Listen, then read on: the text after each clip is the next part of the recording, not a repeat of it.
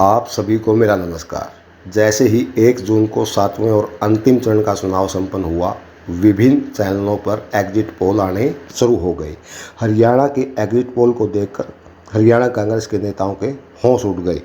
25 मई को हुए लोकसभा चुनाव के बाद से अब तक कांग्रेस के नेता हरियाणा में 8 से 10 सीट जीतने का दावा कर रहे थे, परंतु एग्जिट पोल ने प्रदेश में कांग्रेस को 2 से 3 सीटों पर ही सिमटा दिया।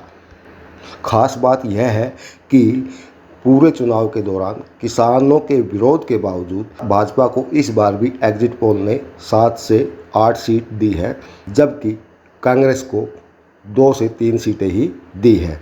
परंतु अंतिम परिणाम आने पर यह आंकड़ा बदल भी सकता है। शनिवार को रोहतक पहुंचे मुख्यमंत्री नायब सिंह सैनी ने जिस प्रकार से रोहतक सीट को लेकर के दावा किया है, ऐसे में यदि आंकड़ा 9-1 भी हो जाए तो कोई अतिशयोक्ति नहीं होगी।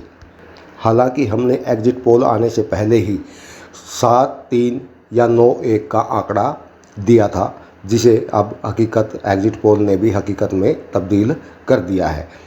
यह केवल अनुमान है और अंतिम चुनाव परिणाम 4 तारीख को मतगणना के बाद ही सामने आएंगे।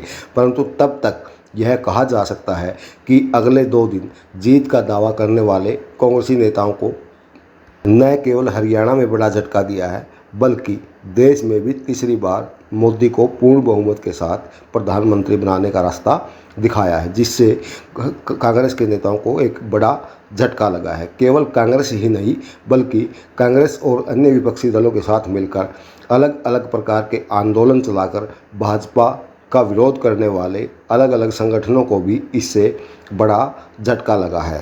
लोकसभा चुनाव में बड़ी जीत दर्ज कर 4 माह बाद होने वाले हरियाणा के विधानसभा चुनाव में जीत हासिल कर प्रदेश के मुख्यमंत्री की कुर्सी पर बैठने का सपना देख रहे भूपेंद्र सिंह हुड्डा को एक बार फिर विधानसभा चुनाव के लिए अपनी रणनीति बनानी होगी। यदि एग्जिट पोल परिणाम में तब्दील हुआ तो यह भूपेंद्र सिंह हुड्डा के लिए एक बड़ा झटका माना जा रहा है, जिससे न केवल कांग्रेस में उनका प्रभुत्व खत्म होगा, बल्कि आने वाले दिनों में उनकी राजनीतिक विरासत को भी खतरा पैदा हो सकता है।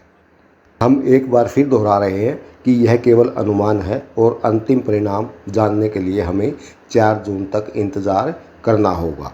शनिवार को जारी हुए विभिन्न एग्जिट पोलों ने अधिकतर एग्जिट पोलों ने हरियाणा में भाजपा को 7 से 8 सीटें दी है, जबकि कांग्रेस को 2 से 3 सीटें दी है।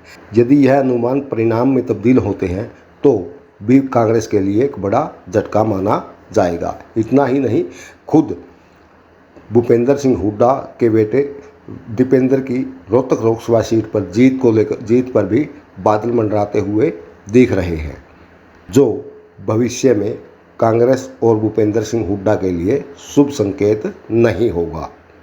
हम एक बार फिर दोहरा रहे हैं कि यह केवल अनुमान है